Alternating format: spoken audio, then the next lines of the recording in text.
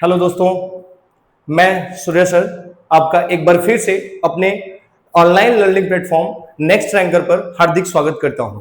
इस बार हम एक नए सेशन को शुरू करने जा रहे हैं बेटा। जो हमारा नया सेशन है वो एक मैकेनिक्स का पार्ट है, जो कि बीएससी सेम 4 सेमेस्टर के मैथमेटिक्स का पार्ट बी आता है। बात को समझते हैं कि मैकेनिक्स में हम एक चैप्टर को शुरू करने जा रहे हैं जिसका नाम है कॉमन कैटेनरी। अब कॉमन कैटेगरी को शुरू करने से पहले एक नॉर्मली हम हर चीज को इमेज कर लेते हैं कि कॉमन कैटेगरी होता है क्या है, देन फिर हम हर बातों को डिस्कस करेंगे। देखिए, कॉमन कैटेगरी का मतलब पहले क्या होता है कि कॉमन कैटेगरी एक पाथ को डिनोट करता है, किसी एक पाथ का नाम है कॉमन कैटेगरी। अब कॉमन कैटेगरी का पाथ कैसे होता है, जैसे हम लोग इलेक्ट्रिक पोल को अगर देखे होंगे, दो इलेक्ट्रिक पोल और दो इलेक्ट्रिक पोल को अगर किसी वायर से अटैच्ड किया जाता है, मतलब एक इलेक्ट्रिक पोल पे एक वायर को बांधा मैंने और फिर दूसरे वाले एंड पॉइंट को बांधा, तो उनको जब ज्वाइन करेंगे तो जो इलेक्ट्रिक वायर का शेप होता है वो बेटा स्ट्रेट नहीं होता है। ठीक है, स्ट्रेट नहीं होता है, बीच में थोड़ा स्लैग हो जाता है। तो जो स्लैग पोर्शन हो जाता है उसको हम कैटेनरी पोर्शन बोलते हैं। अब कैटेनरी को ही कॉमन कैटेनरी बोलते हैं। ऐसा कब होता है, तो जैसे आप एक बात समझिएगा, जब इलेक्ट्रिक पोल के दोनों पॉइंट जितने हाइट पे रहे, इक्वल हाइट पे रहे, यानी सेम हॉरिजॉन्टल लाइन में वो मिलेंगे, यानी ये पॉइंट इस लाइन में आ रहा है तो ये वाला भी इसी लाइन में आएगा, देन जो शेप हमारे पास कैटेनरी का रिक्वायर्ड होगा हम उसको क्या बोलेंगे, कॉमन कैटेनरी बोलेंगे। थोड़ी सी आते हैं डेफिनेशन समझते हैं कॉमन कैटेनरी का। कॉमन कैटेनरी,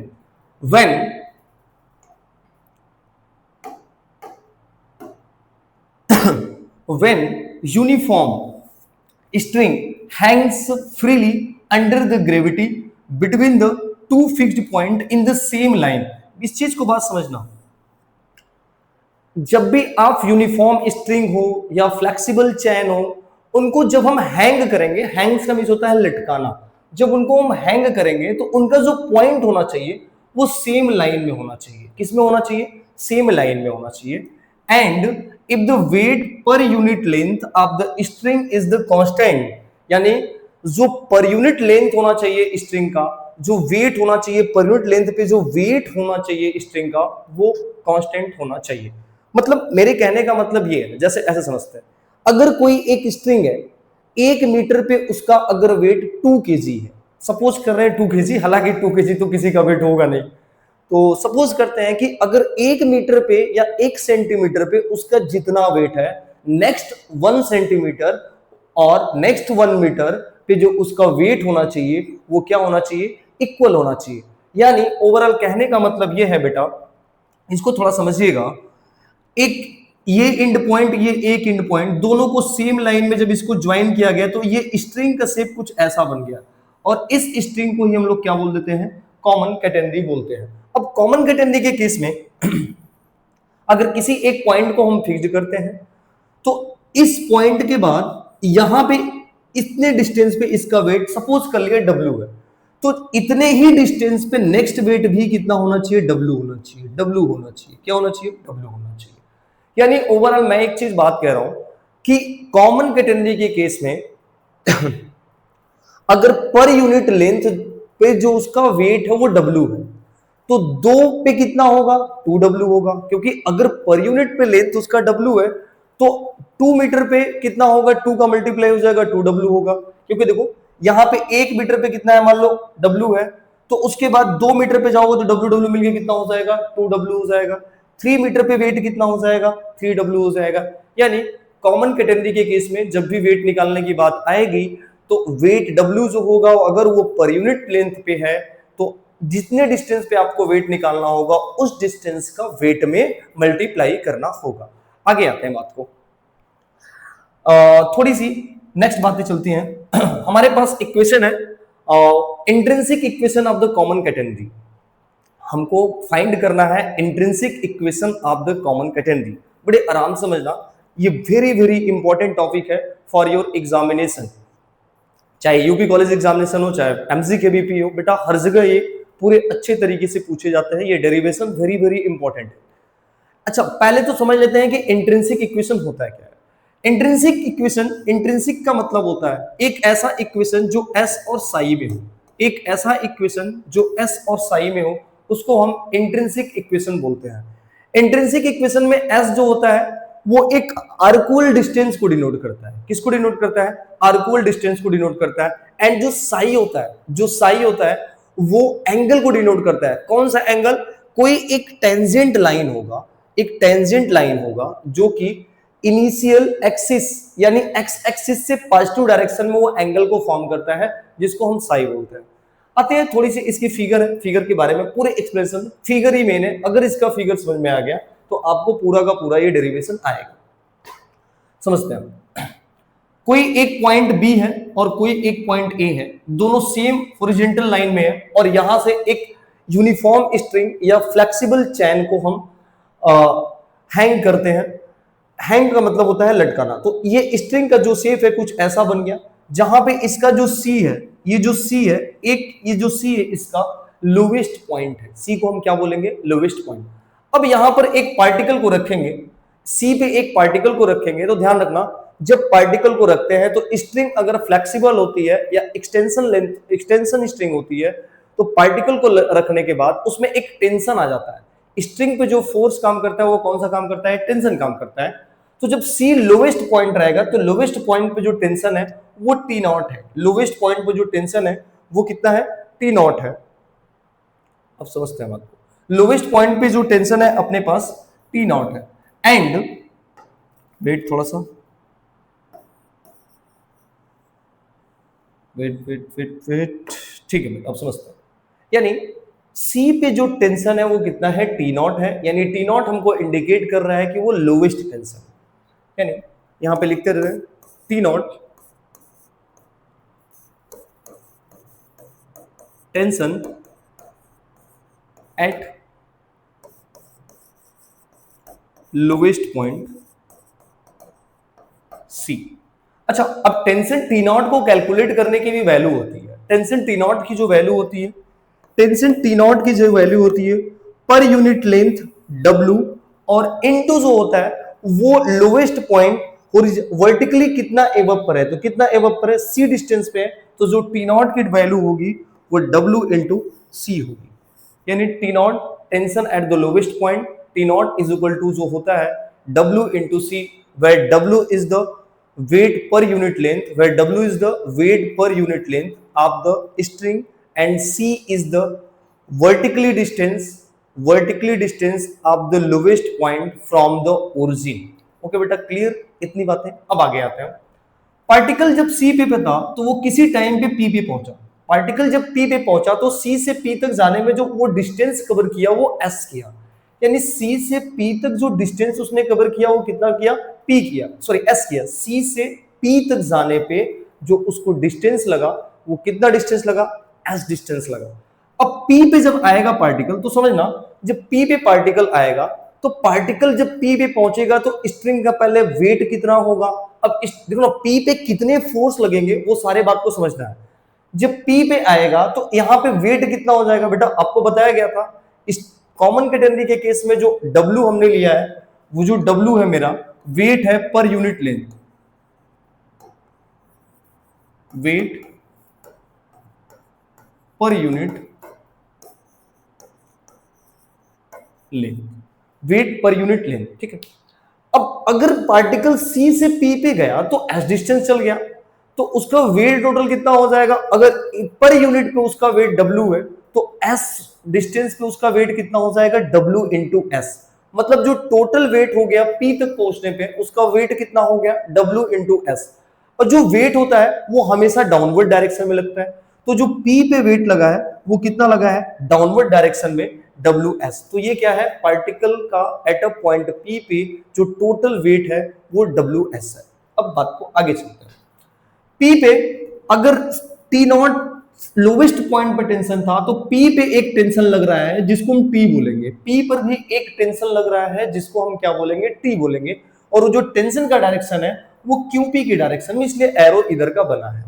उसके बाद बेटा एक चीज आपको मैं बताना चाहूंगा थोड़ी सी, कि अगर कोई राइट एंगल ट्राइंगल होता है, मेरी बात को समझना, अगर कोई राइट एंगल ट्राइंगल होता है, राइट एंगल ट्राइंगल के केस में अगर एक हाइपोटेनस आपके पास A होता है, तो जब हम बेस को लिखते हैं तो बेस को जब लिखते हैं तो हाइपोटेनस के साथ कॉस आता है, हाइपोटेनस के साथ कौन आता है, कॉस आता है।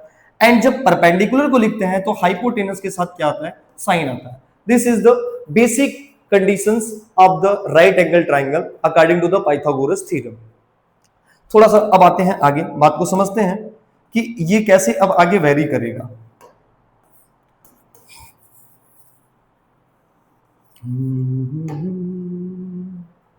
ठीक है, समझना अच्छे से आएगा, समझ में बोरिंग ना हो, आपके फोकस इस पे रहेगी तो हर चीज बड़े अच्छे से समझ में आएगी।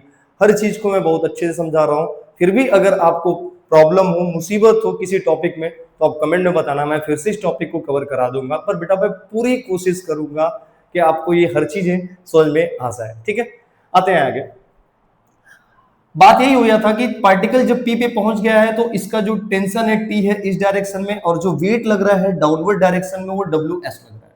अब थोड़ा सा ध्यान रखना, दो पैरेलल लाइन, एक टेंजेंट, ये जो एक टेंजेंट ड्रा हो रहा है पी पे, ये लाइन जो है एक टेंजेंट ड्रा हो रहा है पी पे, जो कि पॉजिटिव एक्स एक्सिस से कितना एंगल बना रहा है, साई बना रहा है। क्योंकि टेंजेंट की प्रॉपर्टी होती है जिस पॉइंट पे आप टेंजेंट ड्रा करते हैं वो इनिशियल एक्स एक्सिस से साई एंगल बनाता है। तो ये लाइन इस लाइन के पैरेलल है, अगर यहां पे एंगल साई है तो यहां भी एंगल कितना होगा, साई होगा। तो बेटा ये अब छोटा सा जो पार्ट आपको दिख रहा होगा ये एक राइट एंगल ट्राइंगल है। तो ये अगर हाइपोटेनस यानी रिजल्टेंट अगर इसका टी है तो जो इसका बेस होगा वो टी कॉस साई आ जाएगा, और जो इसका परपेंडिकुलर होगा वो क्या होगा, टी साइन साई होगा, जो कि अपवर्ड डायरेक्शन में। T sine psi upward direction में, डब्ल्यू एस डाउनवर्ड डायरेक्शन में, टी कॉस साई इस डायरेक्शन में, and T naught this direction, where T naught is the tension at the lowest point and T is the tension at a point P। आगे अब चलते हैं, थोड़ी सी आपको बातें समझ में आना है कि आपके पास टी नॉट की वैल्यू कैसे कैलकुलेट की जाती है। टी नॉट जो होता है W इंटू सी, बेटा W क्या है, weight per unit length of the string, and C क्या है, वर्टिकल हाइट या vertical distance of the lowest point from the initial axis व एक्स एक्सिस आप बोल सकते हैं। ओके, अब इसके बारे में थोड़ी सी कहानी समझते हैं। मेरे पास T naught is equal to कितना आ गया, डब्ल्यू इंटू सी, एंड ये पूरी की पूरी कहानी अपने पास है। अब थोड़ी सी इसकी डेरिवेशन हम समझते हैं कि इसकी वैल्यू मेरे को कैसे मिलेगी। ठीक है, अब इसमें आते हैं, पूरी कहानी इसको समझते हैं। इसको बेटा इरेज कर दे रहा हूं, कोई दिक्कत परेशानी नहीं है, इसका अभी काम नहीं है, जब जरूरत पड़ेगी तो हम इसको फिर लाएंगे। ठीक है, आ जाना।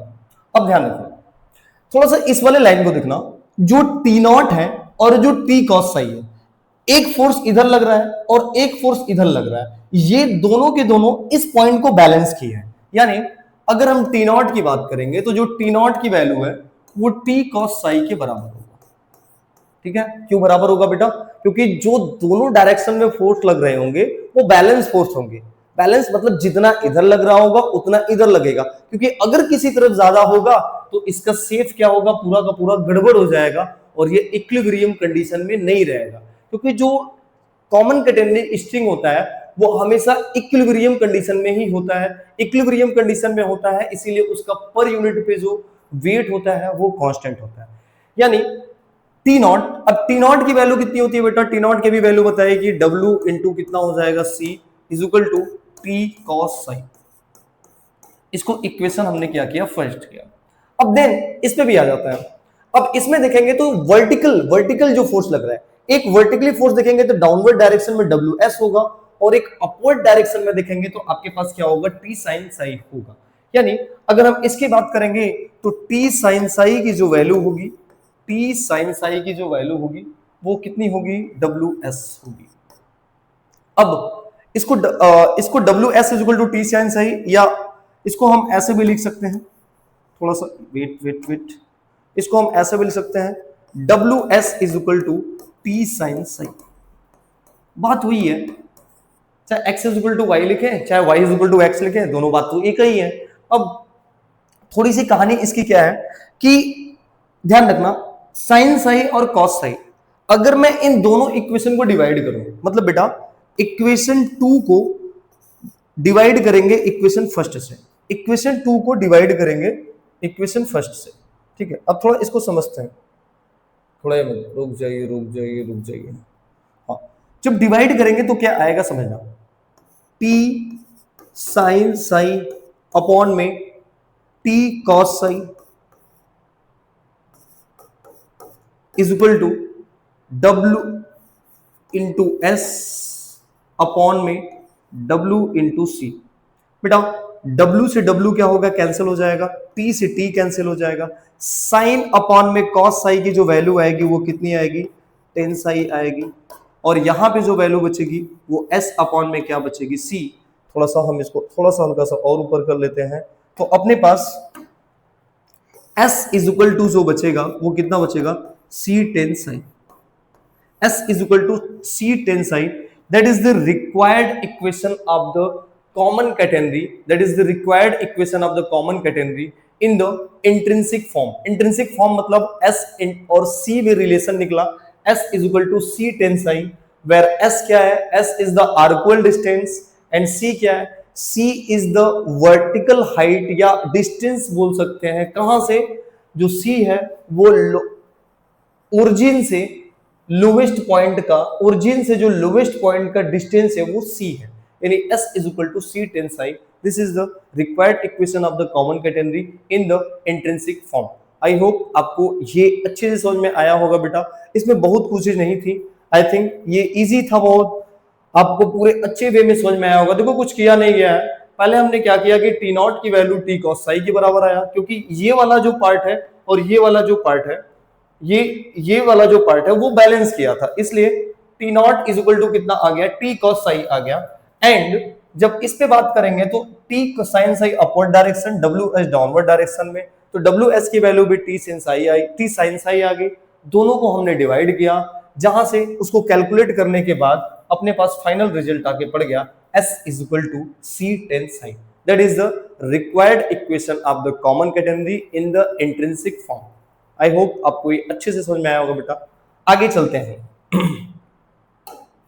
अब आगे आएंगे तो मेरे पास इक्वेशन है Cartesian equation, Cartesian equation of the category. अब देखिए कार्टेशियन इक्वेशन कार्टेशियन इक्वेशन की बात आ गई है।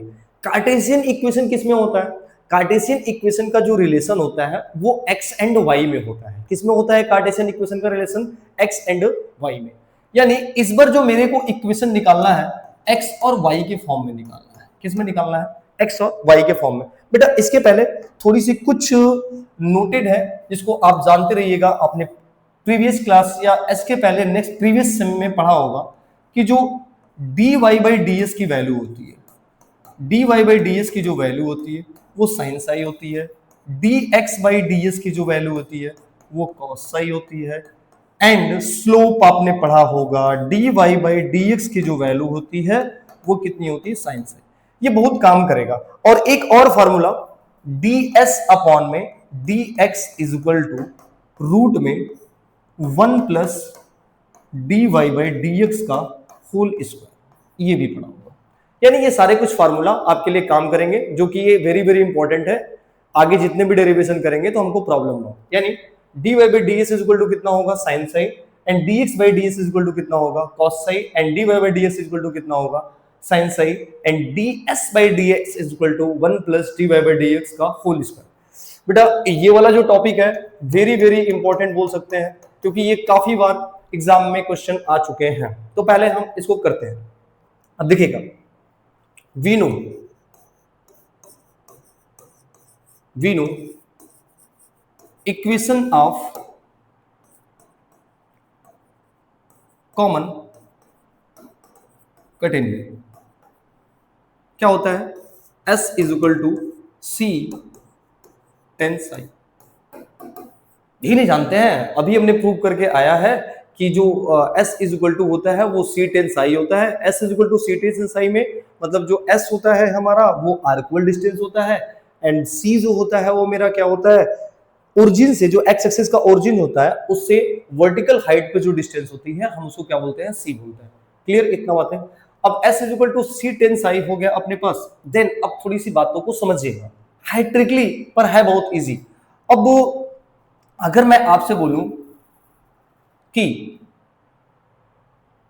वेट हाँ समझिएगा, S is equal to C tan psi equation first, and we know, आप ये भी जानते हैं बेटा, we know dy by dx की जो वैल्यू होती है वो टेंस आई होती है। dy बाई dx की वैल्यू कितनी होती है? टेंस आई होती है। वो स्लोप का फॉर्मूला होता है। कोई भी अगर लाइन का जब स्लोप आप निकालते हैं तो dy by dx is equal to tan theta लिखते हैं। और यहाँ पे जो स्लोप आपने प्रीवियस फिगर में देखा होगा, यहाँ पे जो स्लोप आप प्रीवियस फिगर में देखे होंगे बेटा, तो यहाँ पे जो स्लोप है वो कितना है? सही है। कितना है? सही है। सही होने का मतलब ये जो स्लोप है सही है, तो dy बाई dx की जो वैल्यू आएगी वो कितनी आएगी? टेन सही आएगी। आगे आते हैं इक्वेशन 2। अब from first and second, from first and second, अब फ्रॉम फर्स्ट एंड सेकेंड अपने को क्या मिलेगा? फ्रॉम फर्स्ट एंड सेकेंड अपने को ये मिलेगा कि ये value dy by dx is equal to tan psi जो है इसमें पुट करेंगे तो s की जो वैल्यू मिलेगी वो c dy बाई dx मिलेगी। s की जो वैल्यू मिलेगी वो c dy बाई dx मिलेगी। अब थोड़ी सी बातों को आगे चलते हैं। अगर मैं इसको एक बार x के रिस्पेक्ट में डिफरेंशिएट करता हूं, ठीक है, बात को समझता है। Differentiating with respect to x, तो s को डिफरेंस करेंगे x के रिस्पेक्ट में तो ds बाई कितना हो जाएगा? dx is equal to c तो कांस्टेंट है, और एक बार इसका और डिफरेंशिएट करेंगे तो d2y बाई कितना हो जाएगा? dx2। इतनी बातें क्लियर? यानी हमने कुछ नहीं किया, we know that the equation of the common category s is equal to c tan psi and we know that dy by dx is equal to tan psi। इस वैल्यू को इसमें पुट किया, s is equal to c dy by dx हो गया। And after differentiating with respect to s, and we get ds by dx is equal to c d2y by dx2। अब आगे चलते हैं, थोड़ी सी मैं स्लाइड को चेंज कर लेता हूं बेटा, या आप कहिए तो इसको थोड़ा सा ऊपर कर लेते हैं, ऊपर ही कर लेते हैं, बेटर रहेगा। अब बात को समझना, s ds by s is equal to d2y by dx2 हो गया, बट वी आल्सो नो हम एक और बातें जानते हैं कि जो ds बाई dx की जो वैल्यू होती है, ds बाई dx की जो वैल्यू होती है वो रूट में 1 प्लस d2y बाई dx2 का होल स्क्वायर होता है। 1 प्लस d2y बाई dx2 का कितना होता है? होल स्क्वायर होता है। तो ds by dx is equal to, wait, अब ds बाई dx, यहां से देखो ds बाई dx की वैल्यू कितनी है? ds बाई dx की जो वैल्यू है c into d2y by dx2, मतलब यहां पे मैं लिख सकता हूं c d2y अपॉन में dx2 is equal to root में 1 प्लस d2y बाई dx2। ठीक है, यानी इसकी जो वैल्यू आ गई 1 प्लस d2y बाई dx2 आ गई। अब इसके आगे मैं थोड़ा सा और आगे चलता हूं, क्या होता है, मतलब मेरे पास आया क्या था? c d2y by dx2 is equal to 1 plus dy by dx का होल स्क्वायर, यही आया था। अब आगे चलते हैं, अब इसमें लेट कर लेते हैं, let dy by dx, let करेंगे कि dy बाई dx की जो वैल्यू है वो z है, इसमें पुट करेंगे कितना हो जाएगा? उसमें पुट करेंगे तो implies that c dz by dx। देखो बेटा कैसे dz बाई dx आएगा, ये देखो d2y by dx2, d2y by dx2 कितना बार डिफरेंशिएट है? 2 बार डिफरेंशिएट है। और अगर dy बाई dx की वैल्यू z लिया तो d2y बाई dx की वैल्यू कितनी हो जाएगी? dz बाई कितना हो जाएगा? dx हो जाएगा। तो हम इसके जगह पे कितना हो जाएगा? dz by dx is equal to root में 1 प्लस जेड स्क्वायर। अब इस वैल्यू को इसमें हम पुट करेंगे, implies that c dz upon में 1 plus z square is equal to dx।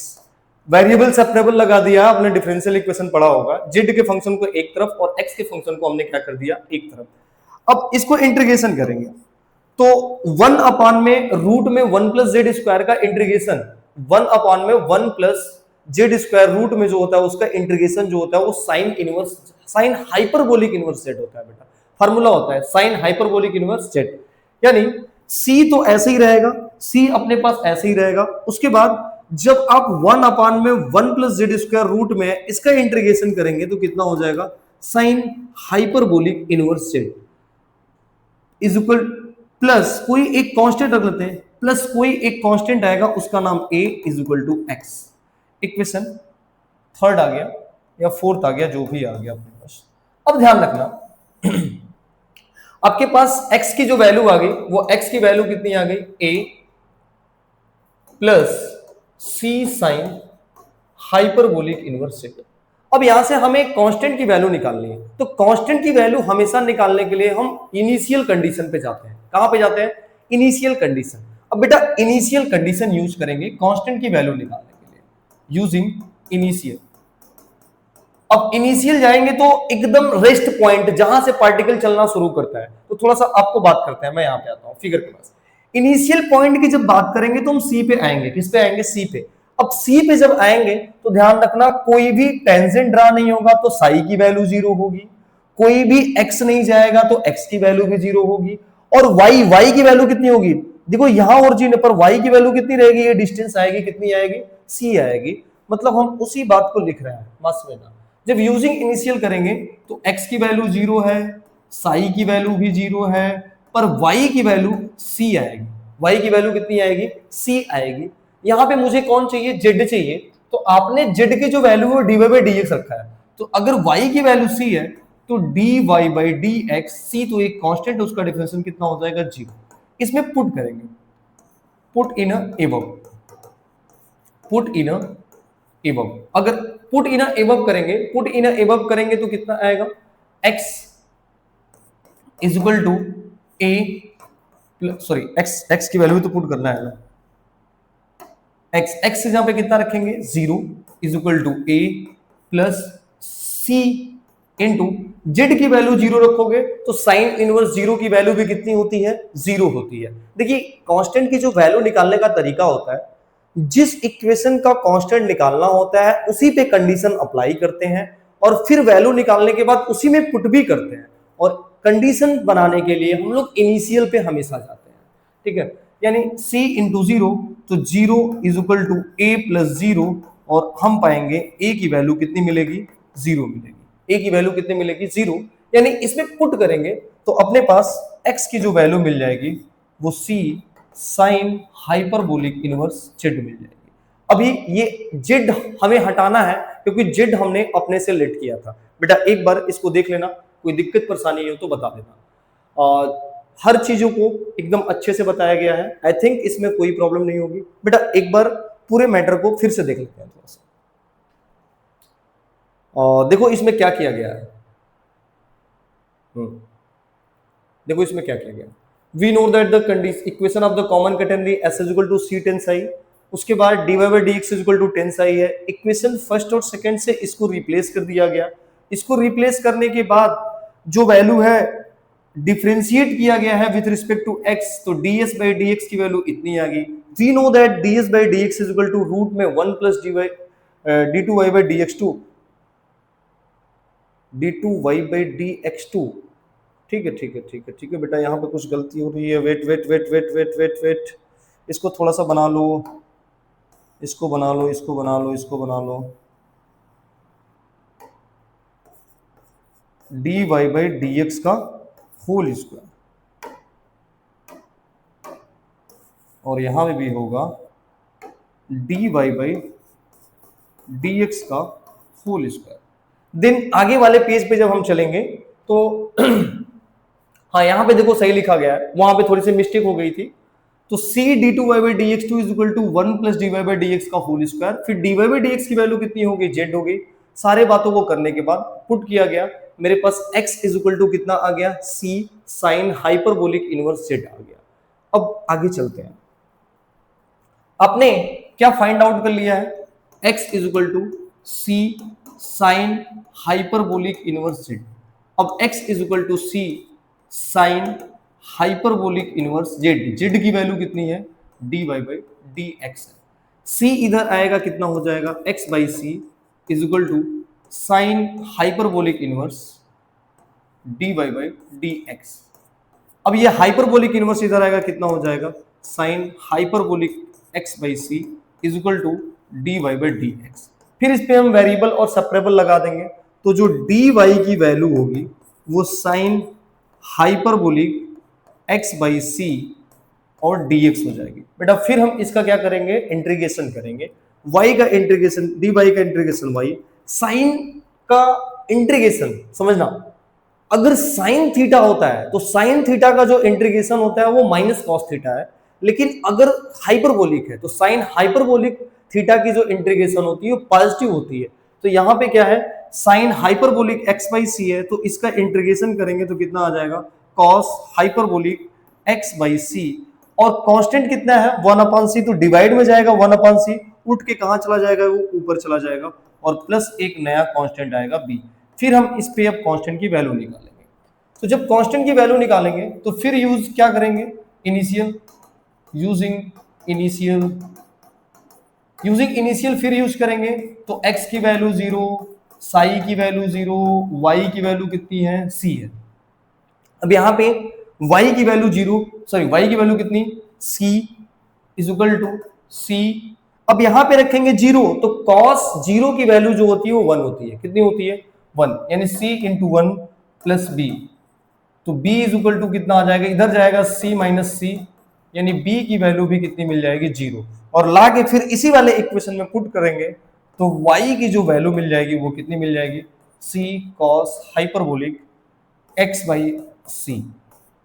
This is the required result of the equation of catenary in the Cartesian form। बेटा थोड़ा सा ये लेंदी था, लेकिन अगर आप इसको समझने की कोशिश करेंगे तो पूरी की पूरी बातें बहुत अच्छे से बताई गई है आपको। एक बार मैं फिर से पूरे डिटेल्स में इसको बता रहा हूं क्योंकि बहुत इंपॉर्टेंट ये होता है बेटा। हमने कुछ किया नहीं है, आते हैं थोड़ा से अपने टॉपिक पे फिर से। हाँ, यहाँ पे टॉपिक मेरा क्या था कि we know that the equation of the common category s is equal to c tan psi, उसके बाद dy by dx is equal to कितना होता है टेन साई, हमने यहाँ पे वैल्यू ले जाके dy बाई dx रख दिया। उसके बाद इसका x के रिस्पेक्ट में डिफरेंशिएट किया, तो x के रिस्पेक्ट में डिफरेंशिएट किया तो कितना हुआ, ds by dx is equal to c d2y by dx2। Then we also know ds by dx is equal to 1 plus dy by dx का होल स्क्वायर। अब हमने क्या किया कि dy बाई dx का होल स्क्वायर था, तो यहां से ds बाई dx की जो वैल्यू है d2y बाई dx2 c के साथ मैंने यहाँ पे पुट अप कर दिया, यानी ds बाई dx की जो वैल्यू आ गई c d2y by dx2 is equal to root में 1 प्लस dy बाई dx का होल स्क्वायर। नेक्स्ट हम फर्दर आगे भी जब चले तो जब आगे पे गए तो यहाँ पे वही कहानी आई और लास्ट वाले ऑप्शन को उठाया, फिर क्या किया गया बेटा, dy बाई dx को z पुट कर दिया गया, यानी c dz बाई dx।